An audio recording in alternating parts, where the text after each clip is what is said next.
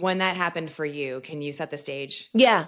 I think another thing people don't tell you is when you get to the place that you've been working for so long, and you've worked hard, and finally you're there at the place, and now you land in that place, and instead of being like, yes, okay, I'm ready, you all of a sudden lose your confidence, and you feel like, oh my gosh, I am not equipped. I am not good enough. I'm going to be found out. I'm a fraud, basically.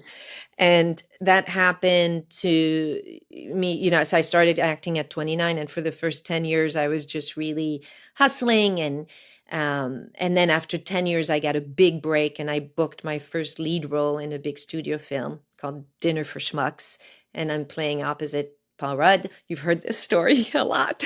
I love this story. Paul Rudd, Because Steve it Carell. shocks me every time you say it. I'm like, what?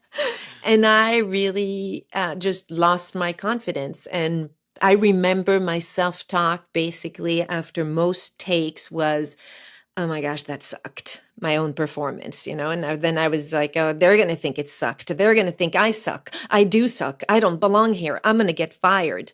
And I didn't have anyone to get my head out of my butt on the sidelines to say, what your mom told you. You're going to be on this set and you're grateful that you're learning, and all this thing that could debunk this toxic self-talk.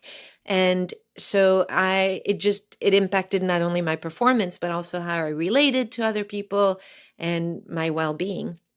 And that happened for about 2 years. The good thing is it led me to seek to learn tools like self-talk and a whole bunch of other tools that help not only with confidence on set, but also really gave me a whole new perspective on life and more joy and more meaning.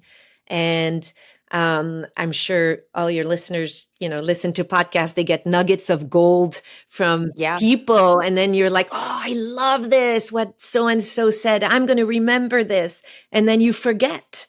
And so I was like that. I would read books or get an aha moment, and then I'd forget. And so that led me to create a playbook, just like a coach, a football coach. You see them on the sidelines with their play sheet.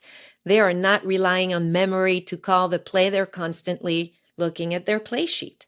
And so what if we could have our own personal playbook that we could look at in the morning before we get distracted by the news, before we get distracted by emails, the to-do list, all of that. We would see our playbook that reminds us of all the things that help us respond when it's, 4th and 1 in the fourth quarter of our lives.